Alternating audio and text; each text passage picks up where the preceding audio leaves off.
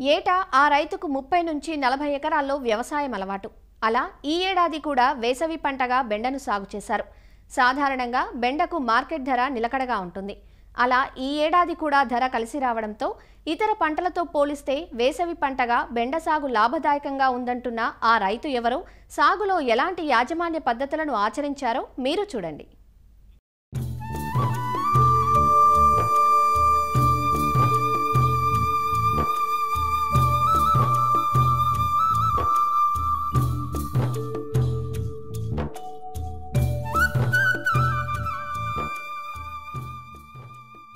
బెండతోట ప్రక్కగా ఇటు వస్తున్న ఈ రైతు నర్రా అజయ్ కుమార్. వ్యవసాయం అంటే మక్కువ ఎక్కువ. నీటి సౌకర్యం ఉండడంతో ఏటా 30 నుంచి 40 ఎకరాలలో సేద్యం సాగిస్తూ ఉంటారు. చకచక కోతలు జరుగుతున్న ఈ బెండతోట భద్రాద్రి కొత్తగూడెం జిల్లా సుజాతానగర్ మండలం కొత్త అంజనాపురం గ్రామంలో ఉంది. మొత్తం 3.5 ఎకరాల్లో బెండ వేశారు.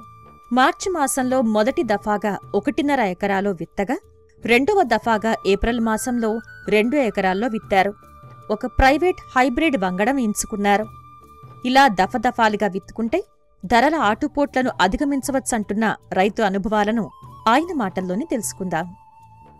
నేను ఒక 30 సంవత్సరాల నుంచి వ్యవసాయ కుటుంబంలో ఉన్నటువంటి వాడిని. కూరగాయల పంటల మీదే ఆధారపడి పంటలు పండిస్తాను. దగ్గర నేను 30 నుంచి 40 ఎకరాల మధ్యలో వ్యవసాయం చేస్తూ ఉంటాను, కూరగాయల వ్యవసాయం. ఈ సంవత్సరం వర్షాకాలం వరి పంట వేయడం జరిగింది. వరి పంట అయిపోయిన తర్వాత ఈ సంవత్సరం వర్షాధారం కొద్ది తక్కువ ఉండబట్టి నీళ్లు చెరువులో రెండో పంటకి అనుకూలంగా లేవు కాబట్టి ఏం చేద్దామని చెప్పి ఆలోచించి దున్ని కూరగాయల పంటలు వేద్దామని ఆలోచన వచ్చి గొర్రెదోలి రోటావేటర్ వేసుకొని దీనికి మొత్తం డ్రిప్ పెట్టి డ్రిప్ పైపులు ఎమ్మటి సాళ్ళు వేసి దాంట్లో విత్తనాలు గుచ్చడం జరిగింది. 3.5 ఎకరాలు బెండ వేసాను, 1 ఎకరం చిల్లరేమో వంగతోట వేసాను. బెండ వచ్చేసరికేమో అంబిక ఈ వెరైటీ, ఎకరానికి 2.5 కేజీలు వేయటం జరిగింది.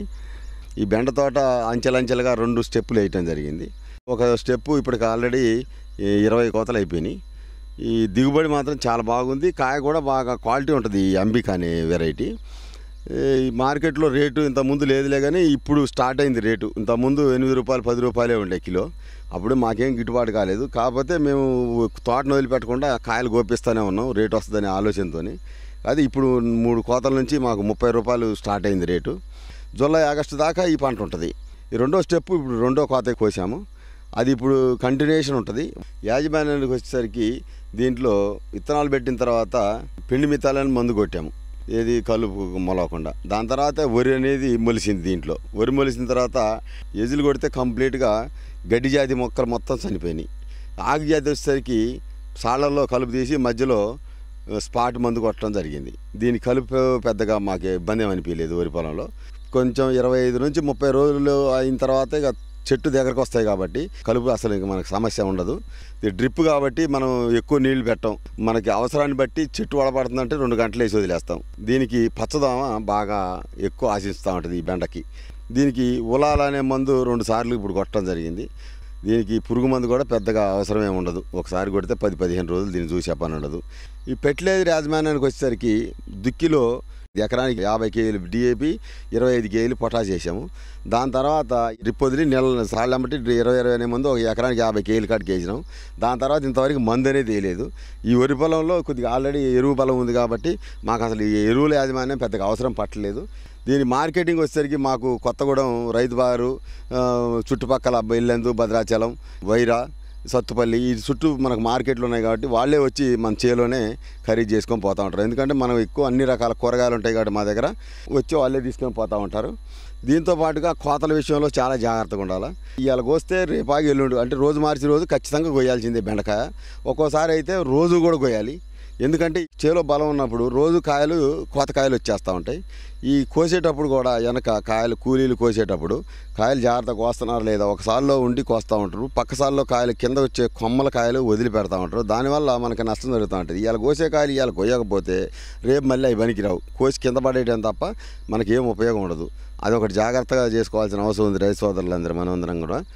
ఇప్పుడు ఈ కాయలు వచ్చేసరికి మనకి మొదలుపెట్టిన దగ్గర నుంచి ఫస్ట్ కోత 50 కేజీలు కానీ స్టార్ట్ అయినాయి. ఫస్ట్లో అయితే 5 రూపాయలు అమ్మినాం కిలో, తర్వాత 8 రూపాయలు, తర్వాత 10 రూపాయలు, ఇప్పుడు 30 రూపాయలు అమ్ముతున్నాం. యావరేజ్కి వచ్చేసరికి 12 రూపాయలు పడి ఉంటుంది నా లెక్క. కాకపోతే దీంట్లో మనకున్నది ఏంటంటే కూలీలకి ఎక్కువ ఖర్చు అవుతూ ఉంటుంది. నేను 5-6 రకాల కూరగాయలు వేస్తూ ఉంటా. ఈ కూలీలు కూడా ఈ బెండకాయలు ఉన్న రోజు బెండకాయలకు వస్తారు, సొరకాయలు, వంకాయల రోజు వంకాయలు, ఇట్లా రకరకాల కూరగాయలు ఉండటం వల్ల మాకు 360 రోజులు ఈ కూలోళ్ళతో అవసరం ఉంటుంది. కూలోళ్ళు కూడా వేరే వాళ్ళకి పోయే అవసరం లేదు. ఇది వరి పొలం కాబట్టి ఇది జూలై ఆగస్టు దాకా కూడా ఈ కాయలు కంటిన్యూషన్ కాస్తూనే ఉంటుంది. ఇప్పటి నుంచి 30 రూపాయల రేటు ఉంది కాబట్టి ఈ రేటు కంటిన్యూగా ఉంటే పెట్టుబడి అయిన కూడా ఎకరానికి 1 లక్ష రూపాయలు మిగులుతాయని ఆశిస్తా ఉన్నాం.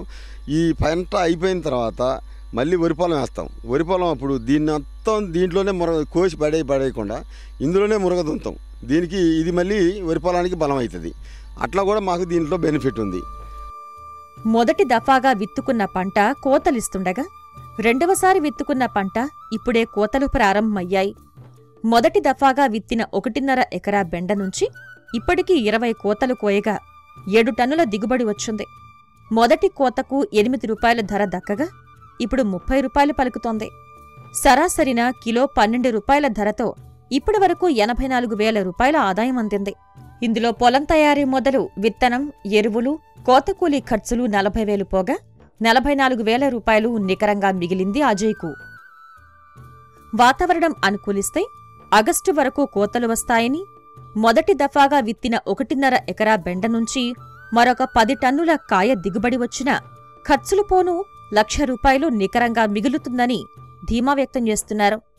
బెండ పూర్తవగానే వరిని సాగు చేస్తారు. అదండి, నీటి వసతి, కూలీల లభ్యత ఉంటే వేసవి బెండ అండగా ఉంటుందంటున్నారు ఈ రైతు.